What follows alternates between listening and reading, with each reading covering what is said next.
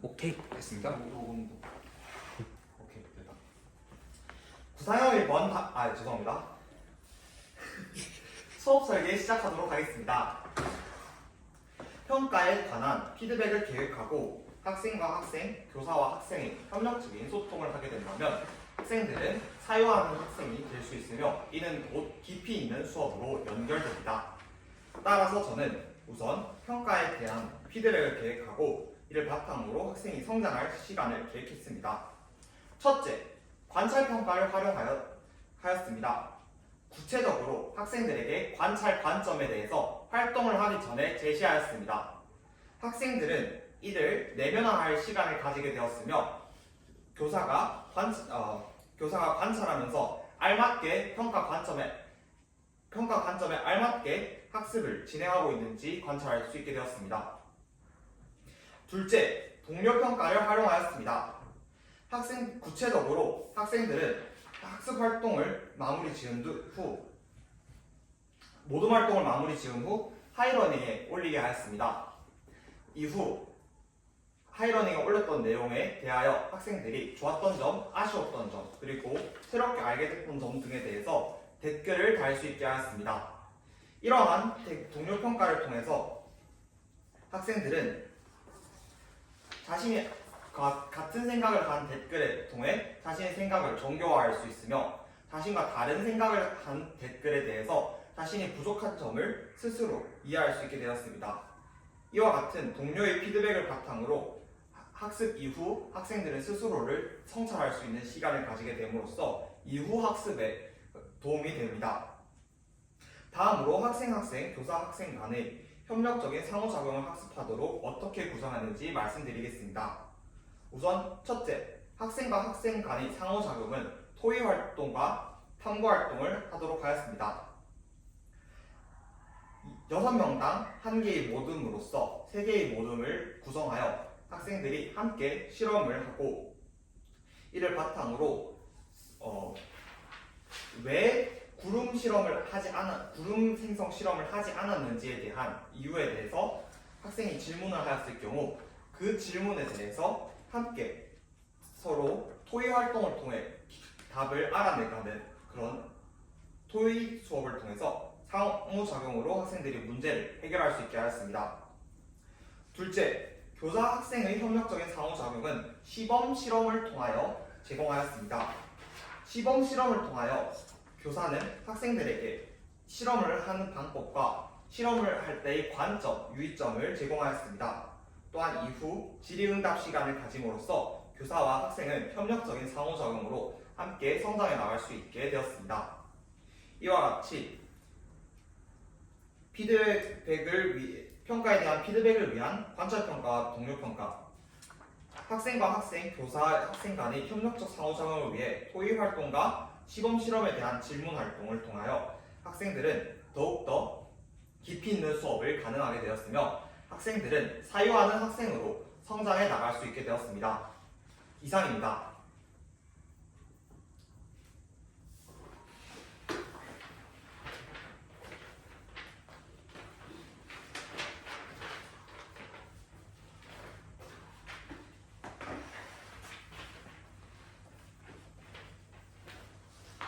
수업 시작하도록 하겠습니다. 자, 5학년 2반. 자, 여러분, 지난 시간에 어떤 것에 대해서 배웠는지 다들 기억하나요? 많은 학생들이 손을 들고 있는 것으로 와글와글 발표를 해볼까요? 네, 마구마구 이야기해볼까요? 습도가 우리 생활에 미친 영향에 대해서 배웠다고 하는 학생들이 많았습니다. 자, 그렇다면 구체적으로 어떤 것들이 있었죠? 어떤 것에 대해서 어떤 것이 우리 생활에 미치는 영향이 있었나요? 네, 우지 한번 이야기해볼까요? 습도가 높으면 빨래 말리기 어렵다고 하였습니다. 맞아요. 습도가 높으면 증발이 잘 되지 않기 때문에 빨래가 잘 마르지 않습니다. 또 다른 학생이 있을까요? 네, 민지 한번 이야기해볼까요? 민지는 습도가 높을수록 증발이 잘 안 돼서 여름철 불쾌지수가 높다고 하였습니다. 다들 지난 시간에 배웠던 내용 잘 기억하고 있습니다. 자, 그렇다면 선생님이 오늘 여러분들과 함께 이야기할 게 있어요. 바로 빛 화면을 함께 보도록 하겠습니다. 자, 이것은 무엇인가요? 안개라고 하는 학생들도 있고 구름이라고 하는 학생들도 있습니다. 왜 그렇게 생각했나요? 산에서 선생님이 사진을 찍었는데 앞이 보이지 않는 그런 상황이었어요. 그래서 산이어서 높기 때문에 막 구름인 것 같다고 하는 학생도 있고, 그래도 산에서 지변 위니까 구름이 안개 아닌가라고 하는 학생들도 있었는데요. 그렇다면 여러분, 이번 시간에는 어떤 것에 대해서 배울 것 같나요? 안개에 대해서도 나왔고 구름에 대해서도 나왔고 이슬에 대해서도 나왔습니다. 그렇다면 선생님이 여러분들이 의견을 모아서 하나의 배운 문제를 한번 다뤄보도록 하겠습니다. 다 함께 읽어볼까요? 이슬, 안개, 구름이 어떻게 다른지 알아봅시다. 자, 이번에는 두 가지 활동을 하도록 하겠습니다. 첫 번째 활동은 만들어보자 이슬, 안개, 그리고 두 번째 활동은 알아보자 이슬, 안개, 구름 활동을 하도록 하겠습니다. 자, 다들 준비되었나요? 그러면 첫 번째 배움의 문을 두드려 볼까요? 똑똑! 첫 번째 활동 1, 만들어보자 이슬, 안개. 이번에는 우리 모둠 활동을 할 거예요. 과학실에는 어떻게 해야 하죠? 6명당 하나의 모둠으로, 그렇다면 3개의 모둠을 활동을 하면 되겠습니다. 자, 여러분들이 실험을 하기 전에 선생님이 사전 실험을 준비했습니다. 자, 이것을 함께 보면서 함께 확인해 보도록 하겠습니다. 잠깐만요. 예, 원래 여기 대기석이 하나 있어가지고 대기석 깎으시고. 자, 여러분, 여기에 집기병 있죠? 집기병에 얼음을 넣도록 하겠습니다. 그리고 여기 페트리 접시가 있죠? 페트리 접시에는 뜨거운 물을 부어보도록 하겠습니다. 집기병에는 얼음만 넣지 말고 얼음과 물도 같이 넣도록 할게요. 자, 둘째, 이번에는 이 모래상자에 여기 뜨거운 물을 담은 페트리 접시 있죠? 페트리 접시를 넣고 점화기로 핀 향을 잠시 넣었다 뺄 거예요. 자, 보세요. 자, 향을 넣을 때 어떻게 해야 하겠죠? 맞아요. 점화기를 사용하기 때문에 이때 반드시 해야 할 것, 불을 조심해야 한다. 또 두 번째, 이때는 면장갑을 껴야 한다.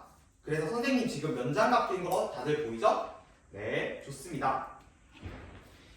자, 향을 넣었다 뺐습니다. 자, 이제 세 번째로 여기 얼음이 담긴 집기병 있죠? 이것을 여기 두고 마른 수건으로 모래상자의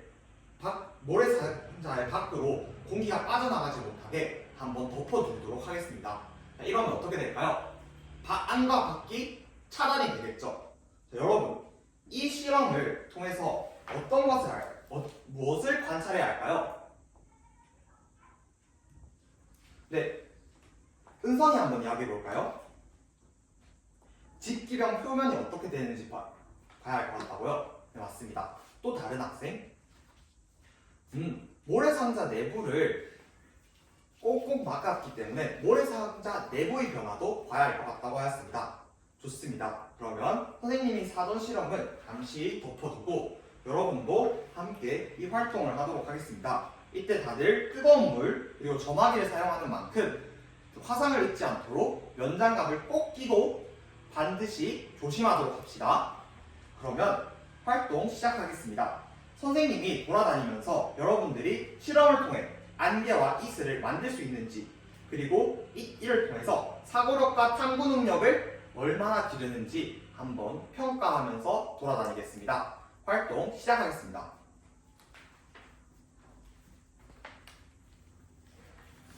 네, 이 모둠은 어떤 이야기를 하고 있나요? 이 모둠은 집기병의 표면 위에 물방울이 생겼다고 하였습니다. 이거는 과연 어떤 것과 연결될까요? 이것은 이슬과 비슷한 것 같다고요? 그렇다면 그것이 왜 그렇게 생각했는지 함께 정리해서 하이러닝에 올려볼까요? 네, 이모둠의 사고력과 탐구 능력 선생님이 정말 칭찬합니다.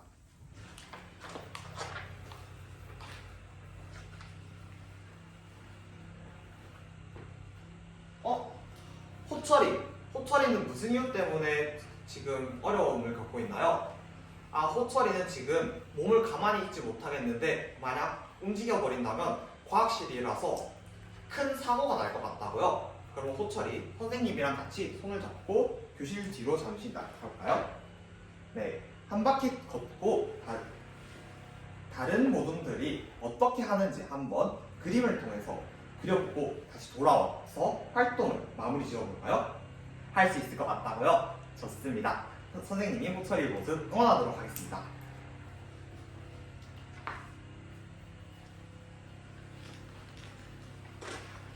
여러분, 활동이 어느 정도 마무리되는 것 같으니 이 집기계형 표면의 실험과 모래상자 내부의 실험의 공통점과 차이점이 무엇이 있는지 잘 생각하면서 한번 정리해서 하이러닝에 올려보도록 하겠습니다.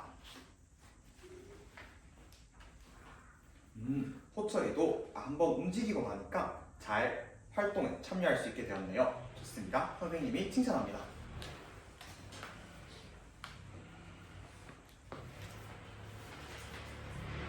선생님을 봅니다. 선생님!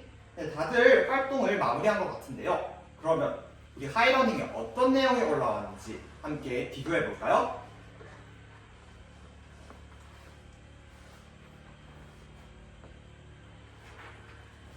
하이러닝에 어떤 내용이 올라왔는지 한번 두 번째 활동에 넘어가서 비교해 보도록 하겠습니다. 그렇다면 두 번째 배움의 문을 두드려 볼까요? 똑똑! 두 번째 활동, 알아보자 이슬, 안개, 구름. 자, 첫 번째로 여러분들이 실험을 통해서 만들어진 이슬과 안개가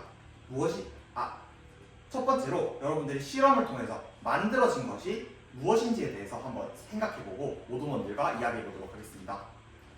두 번째로 여러분들이 실험을 통해서 만들어진 것의 공통점과 차이점이 무엇인지에 대해서 생각해보도록 하겠습니다.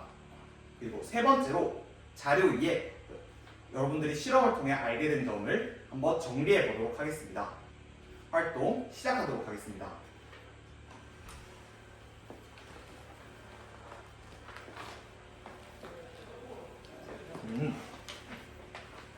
다들 사고력과 탐구 능력을 바탕으로 활동을 잘하고 있네요. 잠깐만. 그리고 일시정지 계속 해보도록 하겠습니다.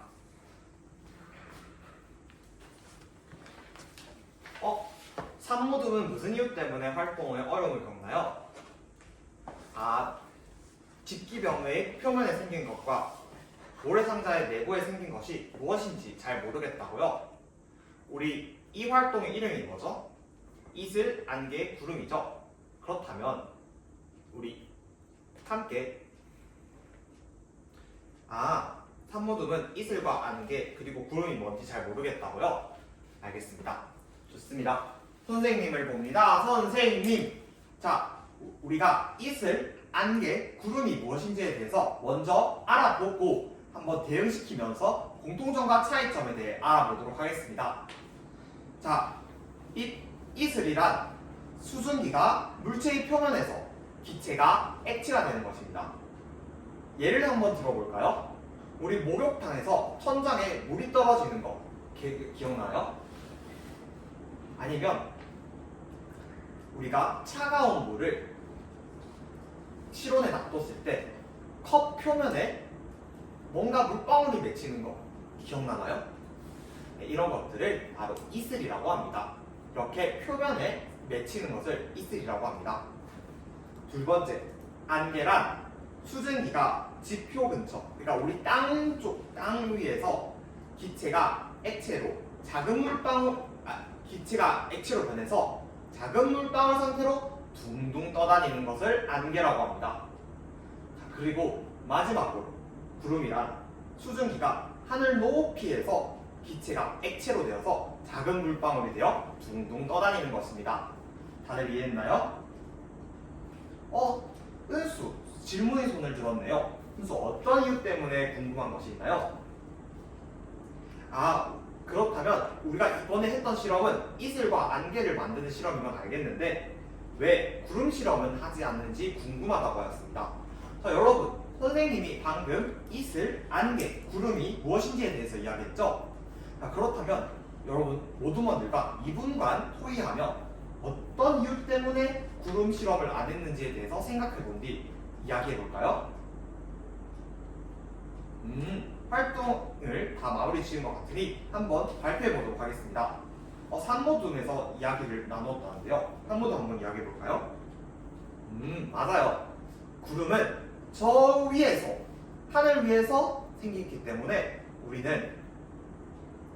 우리가 한 실험은 안개 실험은 할 수 있지만 저 위에서 할 수 있는 구름 실험은 할 수 없어요. 그럼 여러분들의 의견을 정리해서 위치의 차이 때문에 못했다라는 것을 알 수 있겠죠? 좋습니다. 그러면 활동 계속 진행해 보도록 하겠습니다. 여러분 공통점과 차이점이 무엇인지 생각하며 자료 2를 정리해 보도록 하겠습니다. 활동 신호등이 모두 초록불이 켜져 있는 것으로 보아 다들 활동을 마무리한 것 같은데요. 그렇다면 여러분 이슬과 안개의 공통점이 무엇이었는지 차이점이 무엇이었는지 우리 그 자료 위에 적혀 있는 것을 함께 살펴보며 알아보겠습니다. 우선적으로 집기병 표면과 모래상자의 내부에 생긴 것이 무엇인지에 대해서 한번 알아보도록 하겠습니다. 우리 1, 2, 3모둠이 어떤 결과를 했는지 하이러닝을 통해 알아볼까요? 네, 1모둠, 2모둠, 3모둠 모두 집기병 표면에 생긴 것은 이슬이고 모래 상자 내부에 생긴 것은 안개라고 하였습니다. 그리고 공통점과 차이점은 이슬, 안개, 구름 모두 기체가 액체가 되는 것을 공통점으로 보았고 이슬은 표면에서 변하는 것, 안개는 지표 근처에서 공기가 물방울이 둥둥 떠다니는 것, 그리고 구름은 저 위에서 하늘에서 물방울이 되어 둥둥 떠다니는 것을 구름이라고 하였습니다. 자, 이제 여러분들이 모둠 활동을 했던 것에 대해서 좋았던 점, 아쉬웠던 점, 그리고 새롭게 알게 됐던 점이 있다면 그것을 댓글로 모둠원들에게 다른 모둠의 댓글을 통해 남겨보도록 하겠습니다. 다들 한 것 같네요. 그렇다면 오늘의 배운 문제 이슬, 안개, 구름에 대해서 충분히 이해를 한 것 같습니다. 이슬, 안개, 구름에 대해서 충분히 이해한 것 같습니다. 그렇다면 다음 시간에 어떤 것에 대해서 배우냐면 비와 눈은 어떻게 내리는지, 비와 눈이 생기는 원리에 대해서 한번 배워보도록 하겠습니다. 다들 수고하셨습니다. 이상으로 수업 시간 모두 마무리하겠습니다. 고생하셨습니다.